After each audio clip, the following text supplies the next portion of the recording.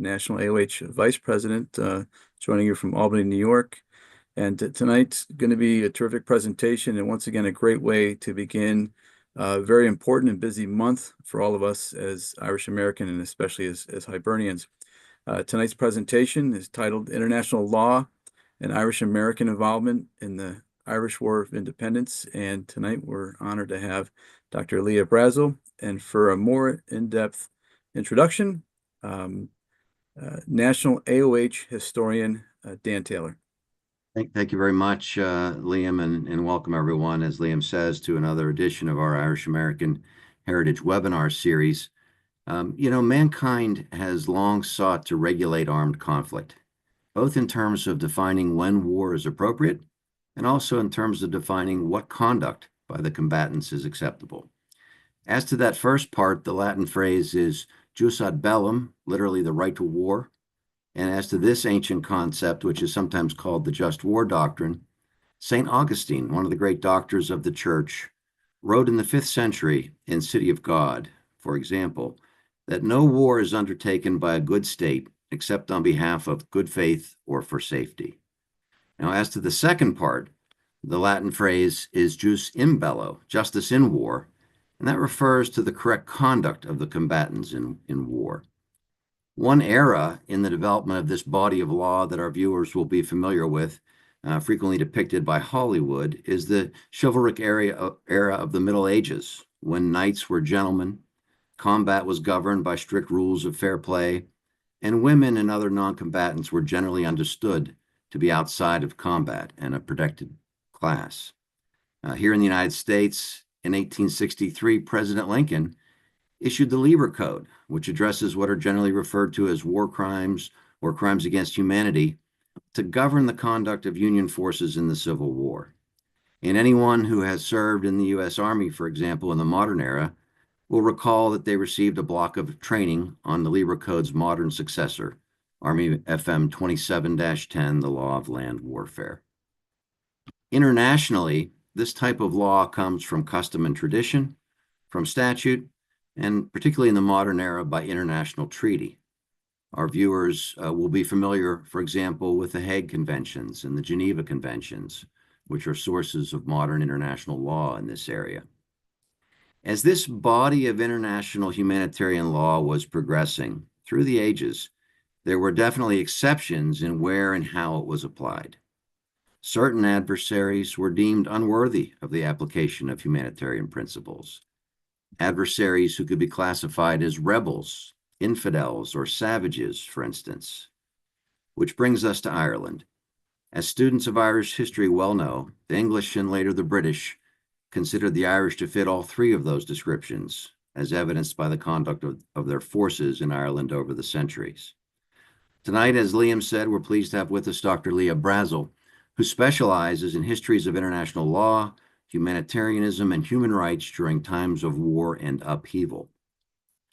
Dr. Brazil is presently working on a book project, Ruling by Law, Resisting Through Law, International Law in the British Empire, 1899 to 1922.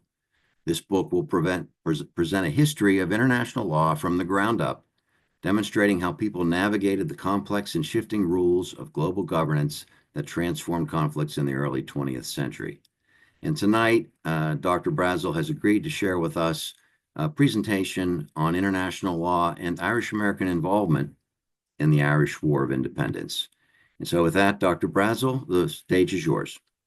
Thank you so much, Dan. That was a brilliant introduction. Kind of said better than I could the start of the presentation. So I'm going to share with you a few slides. Can you see this okay? That's all set up okay? You can see it? We can indeed. Okay, brilliant. I'm going to start with a quick digression to the death of Thomas Ashe on September 25th in a Dublin hospital, 1917. Ashe, as you probably know, was the president of the Irish Republican Brotherhood, and when he died, he had been on hunger strike in Mountjoy with 37 other prisoners.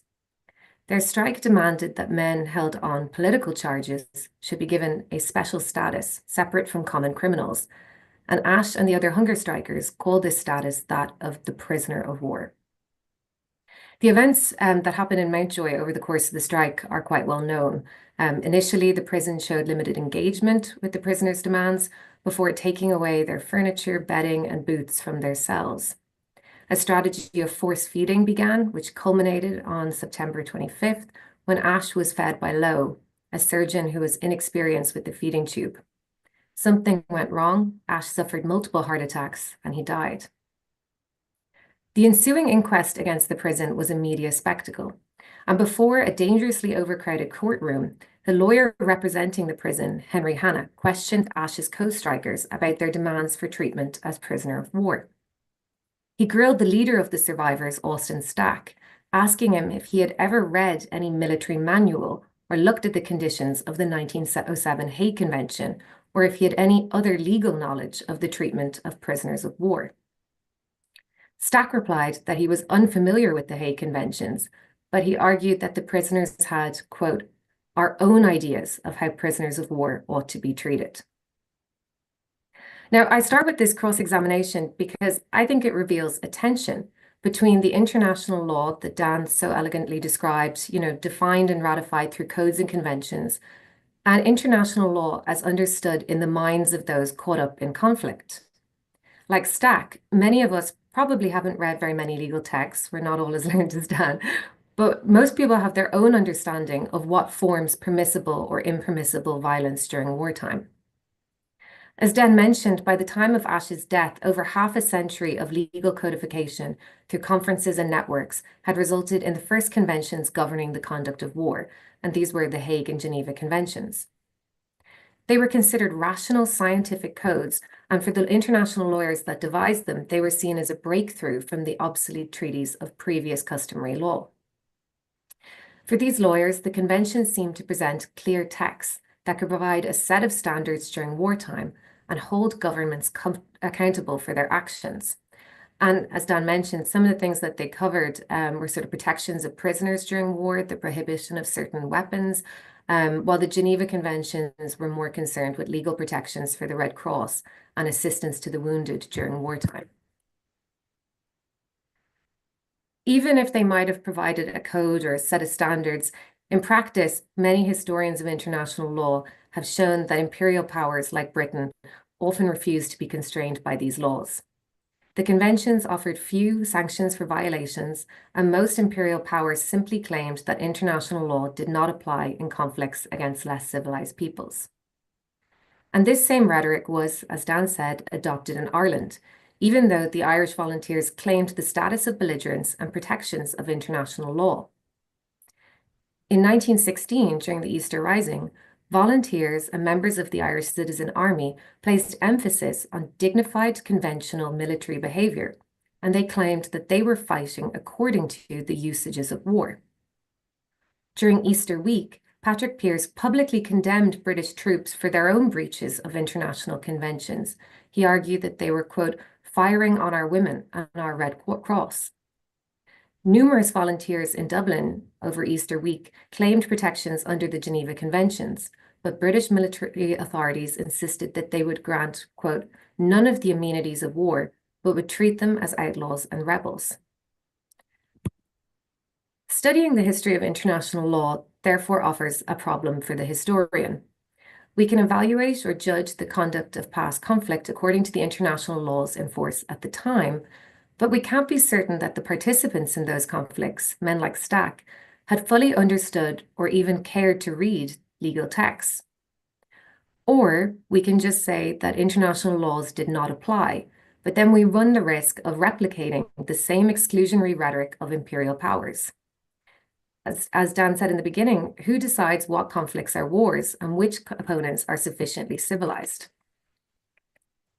I'm just going to try change slide. Here we go.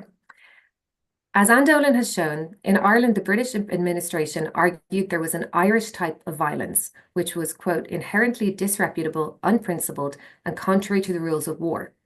Famously, David Lloyd George denounced the IRA as a real murder gang and, quote, outlaws against civilization with whom it is not possible for any government to treat. British military intelligence in Ireland reported that, quote, judged by English standards, the Irish are a difficult and unsavory people. Their civilization is different and in many ways lower than that of the English. From Dublin Castle in September 1920, Mark Sturgis reflected that, quote, "I almost begin to believe these mean, dishonest, insufferably conceited Irishmen are an inferior race and are only sufferable when they are whipped." Pretty strong language from him there. Quotes like these suggest that the British administration not only viewed the guerrilla fighting in Ireland as contrary to the laws of war, but felt that the Irish were not sufficiently civilized to adhere to international laws. And this comes up sometimes in actual handbills that they circulated around Dublin, like this one, which compared the IRA's lack of uniforms and involvement of the civilian population to, quote, war between savage tribes. It read that the IRA had to fulfill certain conditions to, quote, avail themselves of the rights conferred by the laws and customs of war. And these include having a clear command structure, wearing distinctive uniforms, carrying arms openly, and professing adherence to the laws and customs of war, like the Hague Conventions. But as we know, the British forces in Ireland did not always themselves adhere to these same conditions. Whenever it suits the British government, wrote Erskine Childers, they adopt the actual practice of war. And I think this certainly rings true for anyone who has tried to make sense of how the British authorities viewed the convoluted legal status of the conflict in Ireland. Until the end of December 1921, or the middle of December 1920, emergency legislation still in force from World War I authorized British repression in Ireland. This was then replaced by martial law, but that was restricted only to the southwest part of Ireland. And yet at the same time, in early 1921, British authorities do start to describe the situation in Ireland as a state of war. So as a result, the state of war and martial law seem to coexist together. In martial law areas, detained prisoners were executed for levying war as an act of treason, rather than treated as prisoners of war protected under the Hague Conventions. But at the same time, British authorities often claimed that these captured prisoners had been found with dum-dum bullets, which are kind of soft nodes or exploding bullets. And these were prohibited under the Hague Conventions, which led some British politicians to claim that these prisoners, who were allegedly in possession of dum-dum bullets, should face the death penalty under martial law. So we see from situations like this that refusing to categorize the conflict as a war allowed the British greater latitude to act. They could seemingly place the violence beyond the laws of war, while also occasionally applying those same rules whenever it suited them. Initial denial that the conflict was a war also ensured that the thousands of reinforcements arriving in Ireland during 1920 as black and tans and later as auxiliaries were referred to as additions to the police force. This uncertainty over their status had consequences for the conduct of these British troops and of the British police, or the Irish police, the Royal Irish Constabulary. Some historians describe that this kind of fighting in Ireland, the guerrilla style, unsettled these British recruits as they faced an ununiformed opponent that could melt back into the civilian population, and that this contradicted their understanding of the rules and conventions of modern warfare between white men. From this view, some have argued that this unfairness of the one-sided war encouraged police to take reprisals against guerrillas and civilians. Martial law is often described as the suspension of all law, or the replacement of a rule of law with a rule by law. It seemed in the Irish context like a quite menacing concept. It kind of represents unrestrained repressive action, but in reality, it was constrained often by courts or by public opinion. Similarly, when we look at reprisals, they were uncodified under international law by the time of the Irish War of Independence, but military manuals and international treaties drafted had set out certain rules to prevent reprisals from becoming illegitimate acts of war in themselves. So theorists of reprisals argued that they required proportionality, that authorities had to do proper investigation before conducting a reprisal, and that all reprisals should be under the control of military authorities. And so this kind of thinking left the British reprisal policy in Ireland open to challenge. Soon, British and Irish journalists, religious leaders, and politicians were condemning reprisals and challenging their legality as the lawless acts of drunken soldiers. At the same time, Irish lawyers appealed through the British court system against the operation of martial law and the detention of prisoners. And all of this is just to say that this ambiguity over the status of the conflict didn't place it outside the realm of law entirely, but it gave rise to a new set of legal challenges and strategies. And a lot of these existed together. So in the rest of this presentation, I'm going to look at one strategy, which was outlined by Eamon de Valera when he came back from the United States at the end of 1920. And this was advocating for the existence of a state of war in Ireland, with efforts to obtain belligerent rights and an investigation by a US appointed committee. In outlining this kind of strategy to view the conflict as a war under international law, de Valera provided instructions to associates to prepare the ground for this by speaking about, quote, the savage war that is being waged against the Irish people. British politicians were using the language of war and referring to the Irish front in Ireland. So international attention, he thought, should be focused on British breaches of the laws of war. Reference to English atrocities like the death of Thomas MacCurtain, the Lord Mayor of Cork, the hanging of Kevin Barry, and the burning of Cork should be repeated constantly, de Valera wrote, so they will not be forgotten. To achieve this, de Valera and associates in New York, including Patrick McCartan and William Maloney, had already helped to establish a committee of 100 composed of eminent figures from American public life, which was organized to study conditions in Ireland. With the support of the liberal New York magazine The Nation, the committee appointed a small subgroup of 7 men and 1 woman in October 1920, and this was formed as the American Commission on Conditions of War in Ireland. So this commission's plans initially involved interviewing witnesses at hearings in Washington, which would be held from November 1920 through January 1921. It's worth saying about this commission that only one of its members was actually Irish American, and the others were from quite a broad spectrum of American society, though a lot of them shared broadly pacifist, socialist, and anti-imperial sentiments that lent them an overall pro-Irish attitude. Publicly, the commission claimed it was impartial, though, and heavily publicized that it had invited witnesses from both sides of the conflict, including the Unionist leader Edward Carson and the Chief Secretary for Ireland, Hammer Greenwood. Ultimately, both declined, and actually no testimonies were provided to the commission by what it called anti-Republican Irish citizens. But some people did travel from Ireland, most famously Mary and Muriel McSweeney, but not as many as the commission had hoped. British authorities provided assurances that none of the witnesses would be denied passports to travel to Washington, but many were prevented by actually long delays in receiving their documents.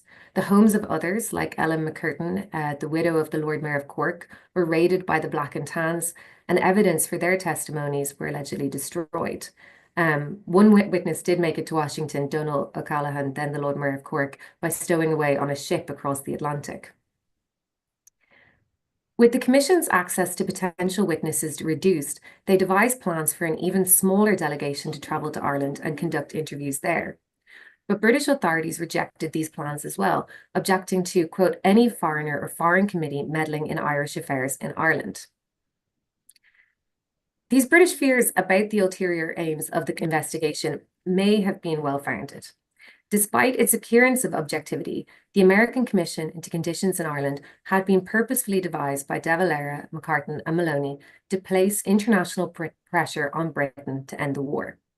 They made it clear that the Commission was, quote, merely a mask to place the Irish case before the tribunal of the civilized world, and its impartial facade a means to strengthen the Irish case. Each witness for the other side enhances the value of witnesses for our side, wrote McCartan about it. And he kind of had an interesting logic when he was thinking about this. He felt that it would subvert the British claims that reprisals were a response to Irish outrages against the RIC. So he envisioned a setup where the first people would hear testimonies from the widows of assassinated RIC men, and then they would hear testimonies of the relatives that those same men had killed. So kind of subverting the idea that the Irish attacked first. And so the impartiality of the commission, he felt would actually work in Irish favor. The Commission's interim report was published in March 1921, with copies sold at cost or subsidized by Irish funds and distributed for free.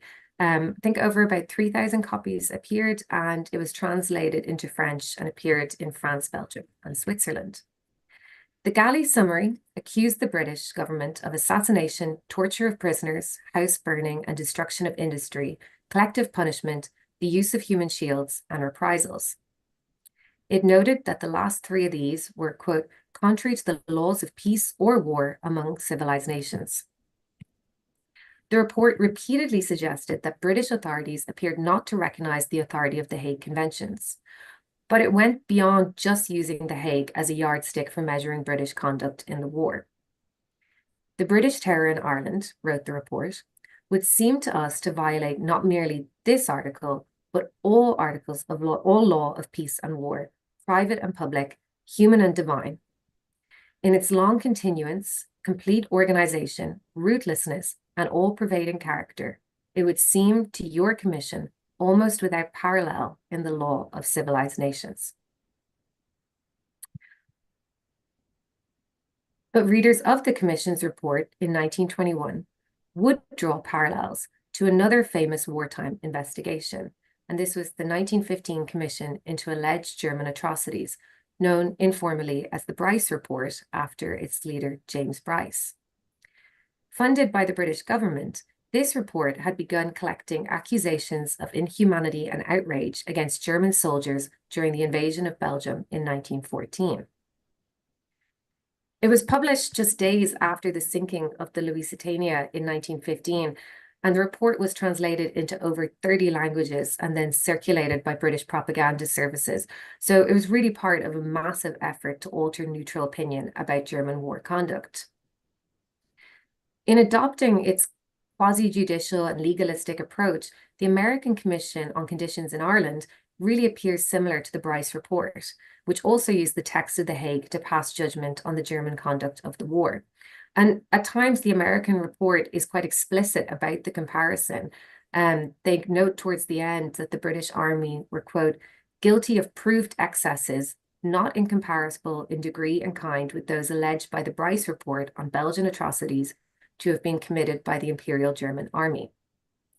They used the Bryce Report as an example when justifying the work of the Commission, and they also used the credibility of the Bryce Report to counter any accusations that the American report had used limited sources. They said Bryce's sources had been one-sided as well. And I think this actually might even be unfair on the American Commission. The American Commission for Ireland had interviewed witnesses, whereas Bryce's commission had not interrogated any of the authors of the 1,000 depositions from Belgians that they used as witnesses, as witness sources. So they just had the text, whereas the Americans actually engaged with Irish people who came over and gave testimony. I think all of this is really important because comparisons with the Bryce Report were not just a way of arousing sympathy for Irish victims. They also sought to undermine the British legalistic justification for its role in the Great War by demonstrating its hypocrisy towards upholding international law and the rights of small nations when it came to its conduct of the war in Ireland. For the editor of The Nation, the newspaper which sponsored the investigation, this comparison was one of the reasons there was so much anger provoked by the American Commission. He wrote that for many Americans, the British were, quote, still our deeply beloved allies. Alongside the efforts of the Commission, Irish propaganda included a daily paper, the Irish Bulletin. Written in Ireland, then circulated widely abroad, it regularly contained detailed breakdowns of British reprisals and atrocities in Ireland. And some issues of the Bulletin also used the text of the Hague to argue that British practices, like the taking of human shields or the destruction of property, were illegal. But other issues described intimate violence that went beyond the text of international law. Things like throwing women off bicycles, hair cuttings, beatings, floggings, and the harming of animals and livestock. It also mentioned violence which transgressed religious sanctity, like accounts of men being executed as they prayed, the killing of priests, and the beating of people as they left Mass. Some stories that the Bulletin contains of psychological violence are quite hard to categorize.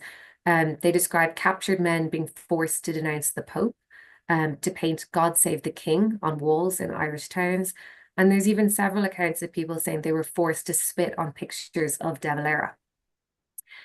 And this kind of psychological violence isn't drawn from the terms of international conventions, but it was reframed through a wider civilizational rhetoric of Irish lawful effort against blind, barbaric violence. Even this language of British illegitimate warfare and terrorism was grounded in the precedent of the German conduct in Belgium. Bryce claimed that he only dealt with, quote, official and ordered violations of the laws of civilized warfare, but his report also contained similar accounts of psychological warfare. There are stories of things like Belgian women being forced to sing Deutschland über Allies by drunken German troops. So there's obviously some similarities there in the conduct of war between the Germans and the British. When the Hague Conventions were devised, the protection of women and children, or non-combatants, was a secondary concern. Yet what captivated readers most from the Bryce report were horrifying tales of violence towards women and children in Belgium.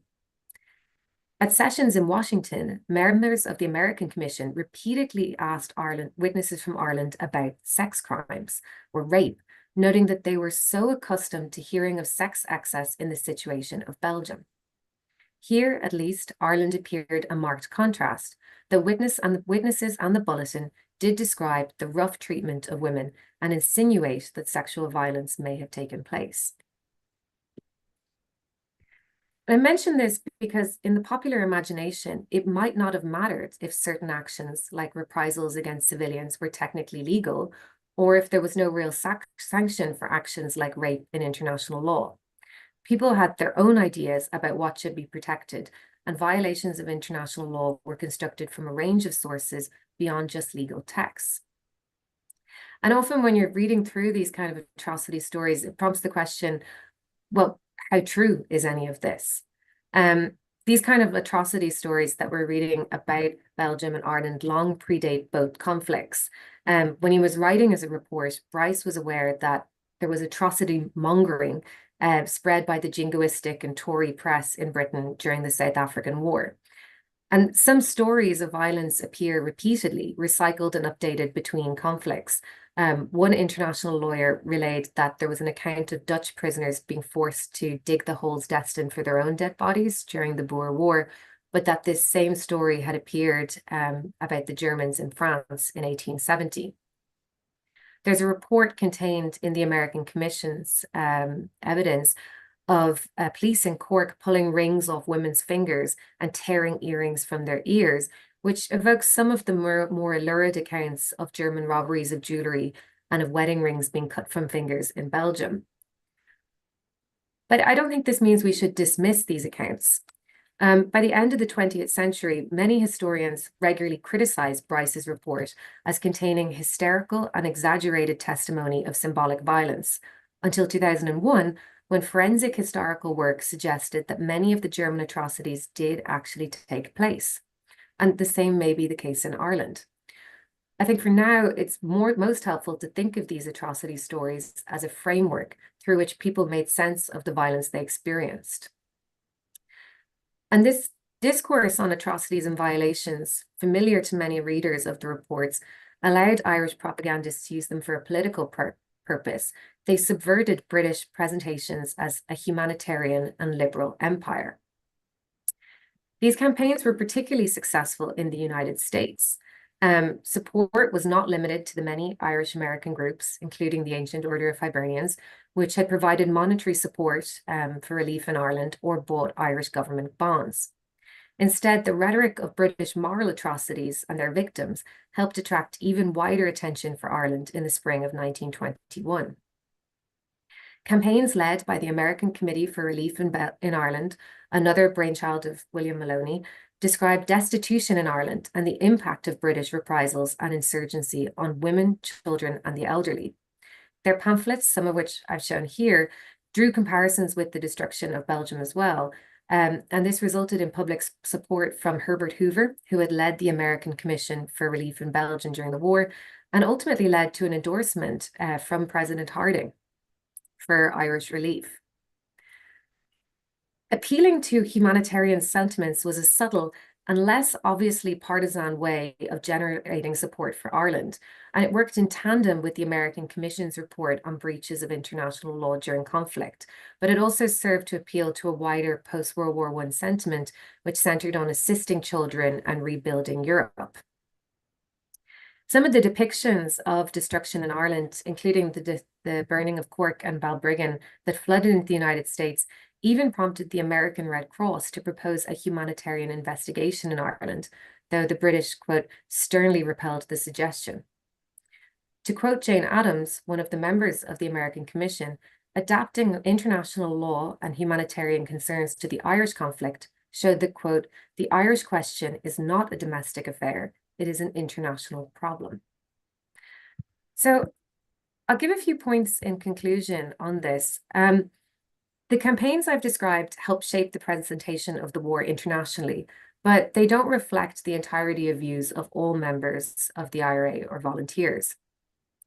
From early 1921, men like De Valera and the editor of the bulletin, Erskine Childers, readily adopted the language of war in Ireland. But some local IRA leaders preferred to think of their actions as part of a guerrilla campaign. Others, like Richard Mulcahy, seem to try to straddle both rhetorics, describing the conflict as, quote, the guerrilla war of a civilized modern people.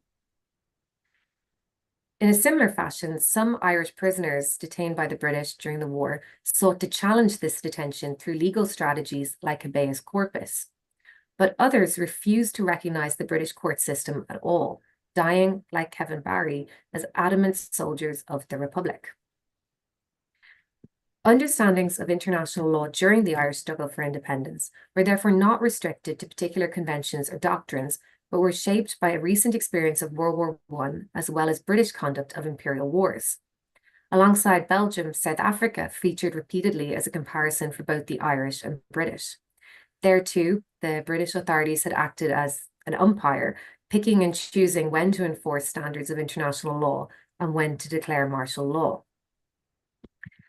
So in showing this diversity and flexibility to international law, my aim is to shift our thinking away from using these laws, like the Hague Conventions, as just a means to evaluate the conduct of war. Instead, they show the myriad ways that people in Ireland used, adapted, and deployed international legal ideas during the conflict. Thank you. Well, thank you, Dr. Brazil. That was fascinating. I think you've shed some light on an area that not too many people have focused on. And I'd like to really appreciate you being with us, and we're going to look forward to the publication of your book.